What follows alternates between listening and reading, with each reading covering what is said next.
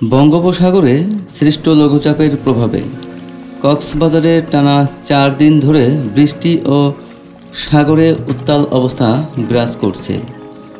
দিনভর মেঘলা আকাশ, কখনো মাঝারি কখনো মুষলধারে বৃষ্টি, আর সমুদ্রের বিশাল ঢেউয়ে স্থবির হয়ে পড়েছে কক্সবাজারের স্বাভাবিক প্রাণ চাঞ্চল্য। ফলে বিশ্বের দীর্ঘতম সমুদ্র সৈকত দেখতে আসা হাজার হাজার পর্যটক চরম ভোগান্তিতে পড়েছেন।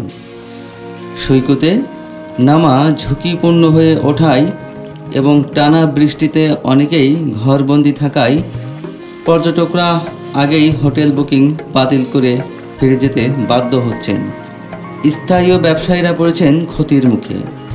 সোমবার পর্যটক ও হোটেল ব্যবসায়ীদের সঙ্গে কথা বলে জানা গেছে, 3 দিনের ছুটি উপলক্ষে কক্সবাজারের হোটেল, মটেল, রিসোর্ট ও গেস্ট হাউসগুলোর প্রায় 90% কক্ষ আগাম বুকিং করা ছিল।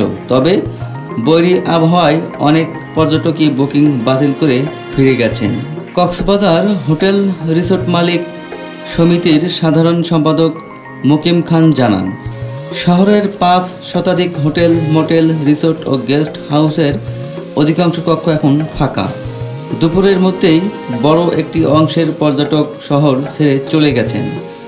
আবহাওয়া অধিদপ্তর কক্সবাজার সহ দেশের 4টি সমুদ্র বন্দরে 3 নম্বর স্থানীয় সতর্ক সংকেত জারি রেখেছে।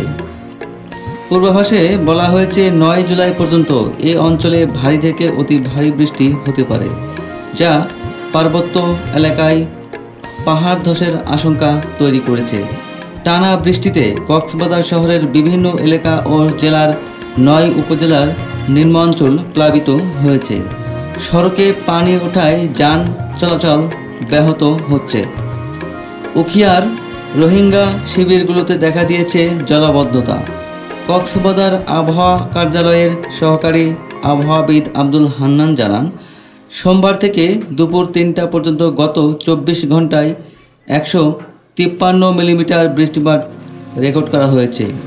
উখিয়ার ইউএনএ মোহাম্মদ কামরুল হোসেন চৌধুরী বলেন, টানা বৃষ্টিতে উপজেলার নিম্নাঞ্চল ও পাহাড়ের পাদদেশে থাকা রোহিঙ্গা শিবিরগুলো প্লাবিত হয়েছে। উপজেলা প্রকল্প বাস্তবায়ন কর্মকর্তা এটিএম কাউসার আহমদ জানিয়েছেন, ক্ষতিগ্রস্ত এলাকার তালিকা প্রস্তুত করতে জনপ্রতিনিধিদের নির্দেশনা দেওয়া হয়েছে। কয়েকদিন ধরে সাগর উত্তাল থাকায় সৈকতের ঝুঁকিপূর্ণ এলাকাগুলো লাল নিশানা দিয়ে চিহ্নিত করা হয়েছে। তবে অনেক পর্যটক সতর্কবার্তা অমান্য করে সাগরে নেমে যাচ্ছেন। কক্সবাজারের জেলা প্রশাসক মোহাম্মদ সালাহউদ্দিন জানান, পর্যটকদের সতর্ক করতে সৈকতের ঝুঁকিপূর্ণ অংশগুলোতে লাল নিশানা টানানো হয়েছে। অনাকাঙ্ক্ষিত দুর্ঘটনা এড়াতে আইন শৃঙ্খলা বাহিনীও সতর্ক অবস্থায় রয়েছেন।